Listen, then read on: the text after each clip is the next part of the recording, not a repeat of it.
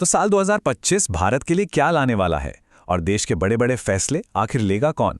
देखिए, इसे समझने का सबसे अच्छा तरीका है ये जानना कि हमारे राज्यों की कमान असल में है किसके हाथ में। तो आज हम और आप मिलकर भारत के इसी पॉलिटिकल मैप को समझने की कोशिश करेंगे, एक एक राज्य करके। हमारा सफर कुछ इस तरह रहेगा। हम उत्तर से शुरू करेंगे, फिर पूरब और पूर्वोत्तर की उलझी हुई राजनीति को समझेंगे। इसके बाद दक्षिण के पावर हाउस से मिलेंगे और पश्चिम मध्य भारत का जायजा लेंगे। और हाँ, आखिर में हम केंद्र शासित प्रदेशों और पूरी नेशनल पिक्चर पर भी एक नजर डालेंगे। तो तैयार हो जाइए, क्योंकि हम भारत के पॉलिटिकल लैंडस्केप के एक तेज तर्रार टूर पे निकलने वाले हैं। चलिए अपनी यात्रा शुरू करते हैं उत्तर भारत से।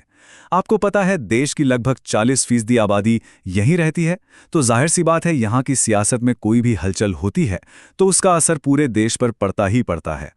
अच्छा, अब जरा इस स्लाइड पर नजर डालिए। है ना ये दिलचस्प? एक तरफ हरियाणा और उत्तराखंड है, जहां बीजेपी की सरकार है, और ठीक पड़ोस में पंजाब में आम आदमी पार्टी और हिमाचल में कांग्रेस। मतलब यह हमें साफ साफ दिखाता है कि इस पूरे इलाके में वोटर्स के पास कितने अलग अलग पॉलिटिकल ऑप्शन हैं, और ये भी कि यहाँ खेती किसानी, नौकरियां और इंफ्रास्ट्रक्चर जैसे मुद्दे कितने ज्यादा मायने रखते हैं। और अब बात करते हैं भारत के दो सबसे बड़े और कह सकते हैं कि राजनीतिक रूप से सबसे ताकतवर राज्यों की। एक तरफ राजस्थान, जो एरिया के हिसाब से भारत का सबसे बड़ा राज्य है, और दूसरी तरफ उत्तर प्रदेश, जहां से अक्सर नेशनल पॉलिटिक्स की दिशा तय होती है। इन दोनों ही राज्यों में जो लीडरशिप है, उसके सामने अपने अपने चैलेंज हैं, चाहे वो पानी की कमी हो, करप्शन हो, या फिर डेवलपमेंट की रफ्तार बनाए रखना। ये जो 80 का आंकड़ा आप देख रहे हैं, ये सिर्फ एक नंबर नहीं है, ये पावर का सेंटर है। अक्सर कहा जाता है, और सही ही कहा जाता है, कि दिल्ली का रास्ता लखनऊ से होकर गुजरता है। जवाहरलाल नेहरू से लेकर इंदिरा गांधी और नरेंद्र मोदी तक कई प्रधानमंत्रियों का इस राज्य से एक गहरा कनेक्शन रहा है। यहाँ जाति, धर्म और विकास के मुद्दे हमेशा से पॉलिटिक्स के इर्द गिर्द घूमते रहते हैं। चलिए अब पूरब और पूर्वोत्तर की तरफ चलते हैं। क्या आप जानते हैं, अकेले नॉर्थ ईस्ट इंडिया में 200 से भी ज्यादा अलग अलग एथनिक ग्रुप्स रहते हैं, और यही कल्चरल डाइवर्सिटी यहाँ की पॉलिटिक्स को बेहद कॉम्प्लेक्स और इंटरेस्टिंग बना देती है। यहाँ हम ममता बनर्जी और नीतीश कुमार जैसे बड़े नेताओं के साथ साथ कई और रीजनल दिग्गजों को भी देखेंगे। ये देखिए पूर्वी भारत की तस्वीर। एक तरफ नीतीश कुमार की जेडीयू और हेमंत सोरेन की जेएमएम जैसे मजबूत रीजनल दल हैं, तो दूसरी तरफ पश्चिम बंगाल में ममता बनर्जी की तृणमूल कांग्रेस का किला। और अब तो देखिए, उड़ीसा में भी बीजेपी ने एक बड़ी जीत के साथ अपनी मौजूदगी दर्ज करा दी है। यहां डेवलपमेंट, गरीबी और नक्सलवाद जैसे मुद्दे हमेशा चुनावी बहसों में छाए रहते हैं। 10वीं बार मुख्यमंत्री। सोचिए जरा, ये नंबर अपने आप में एक पूरी कहानी है। एक तरफ नीतीश कुमार को बिहार में लॉ एंड ऑर्डर सुधारने का क्रेडिट दिया जाता है, तो दूसरी तरफ उन पर पॉलिटिकल मौके परस्ती के इल्जाम भी लगते हैं।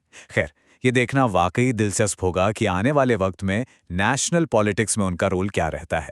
पूर्वोत्तर की इस पहली झलक में बीजेपी का दबदबा साफ नजर आता है। पार्टी ने यहां डेवलपमेंट और इंफ्रास्ट्रक्चर पर जोर देकर अपनी पकड़ काफी मजबूत की है।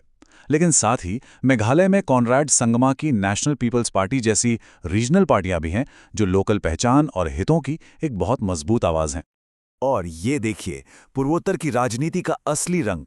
सिक्किम, नागालैंड, मिजोरम, इन राज्यों में रीजनल पार्टियों का ही परचम लहरा रहा है। इन दलों को अक्सर यहाँ के यूनिक कल्चर और भाषाई पहचान के ज्यादा करीब माना जाता है। ये दिखाता है कि नेशनल पार्टियों के असर के बावजूद रीजनल पार्टियों का इस इलाके में कितना गहरा दबदबा है। अच्छा, आगे बढ़ने से पहले मणिपुर की मौजूदा एडमिनिस्ट्रेटिव सिचुएशन पर ध्यान देना बहुत जरूरी है। राज्य में हाल में जो जातीय हिंसा हुई, उसके कारण इस वक्त मुख्यमंत्री का पद खाली है और एडमिनिस्ट्रेशन का काम गवर्नर देख रहे हैं। राज्य में शांति और स्थिरता वापस लाना आने वाले समय की सबसे बड़ी चुनौती होगी। चलिए अब देश के दक्षिणी हिस्से का रुख करते हैं।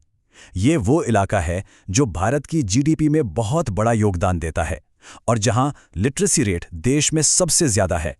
यहां हम एम.के. स्टालिन और पिनाराई विजयन जैसे बड़े नेताओं की पॉलिटिकल स्किल्स को देखेंगे। दक्षिण की राजनीति का मिजाज ही एकदम अलग है। यहाँ कोई एक नेशनल पार्टी हावी नहीं है। तमिलनाडु में डीएमके जैसी द्रविडियन पार्टी है, तो केरला में सीपीआईएम का लेफ्टिस्ट किला। तेलंगाना और कर्नाटक में कांग्रेस ने वापसी की है, तो आंध्रा में टीडीपी की। यहाँ भाषा, संस्कृति और राज्यों के अधिकार जैसे मुद्दे ही पॉलिटिक्स के सेंटर में रहते हैं। अब हम पहुंच गए हैं भारत के दिल में, यानी सेंट्रल और वेस्टर्न इंडिया में। ये इलाका देश के कुछ सबसे बड़े इंडस्ट्रियल और एग्रीकल्चरल हब्स का घर है। यहाँ की राजनीति में हमें देवेंद्र फडणवीस और मोहन यादव जैसे नेताओं का दबदबा देखने को मिलता है। इस स्लाइड में तो एक पैटर्न बिल्कुल साफ नजर आ रहा है। भगवा रंग। गुजरात से लेकर मध्य प्रदेश तक इन सभी 5 राज्यों में बीजेपी की सरकार है। पार्टी ने यहाँ डेवलपमेंट और हिंदुत्व के एजेंडे पर अपनी मजबूत पकड़ बना रखी है, जिससे ऑपोजिशन पार्टियों के लिए इस इलाके में एक बड़ा चैलेंज खड़ा हो गया है। तो राज्यों का सफर हुआ पूरा। अब बारी है यूनियन टेरिटरीज की। ये वो इलाके हैं जिनका एडमिनिस्ट्रेशन राज्यों से थोड़ा अलग होता है और इन पर सीधे सीधे केंद्र सरकार का ज़्यादा कंट्रोल होता है। हम दिल्ली, जम्मू कश्मीर और पुडुचेरी जैसे अहम प्रदेशों पर नज़र डालेंगे। यहाँ 2 शब्दों को समझना जरूरी है, उपराज्यपाल यानी लेफ्टिनेंट गवर्नर और प्रशासक यानी एडमिनिस्ट्रेटर। देखिए, सीधी सी बात है, जिन यूनियन टेरिटरीज में अपनी असेंबली है, जैसे दिल्ली, वहाँ सेंटर द्वारा अपॉइंटेड हेड को लेफ्टिनेंट गवर्नर कहते हैं, और जहाँ असेंबली नहीं है, जैसे लक्षद्वीप, वहाँ उन्हें एडमिनिस्ट्रेटर कहा जाता है। चलिए इस टेबल को समझते हैं। सबसे पहले उन प्रदेशों को देखते हैं जहां चुनी हुई सरकार है। जम्मू कश्मीर, दिल्ली और पुडुचेरी, यहां आपको सीएम भी मिलेंगे और सेंटर द्वारा अपॉइंटेड लेफ्टिनेंट गवर्नर भी। अब बाकियों को देखिए, अंडमान और निकोबार, लद्दाख और लक्षद्वीप, यहां लेफ्टिनेंट गवर्नर या एडमिनिस्ट्रेटर सीधे शासन चलाते हैं। ये जो ढांचा है, ये इन प्रदेशों की अपनी खास जरूरतों को दिखाता है।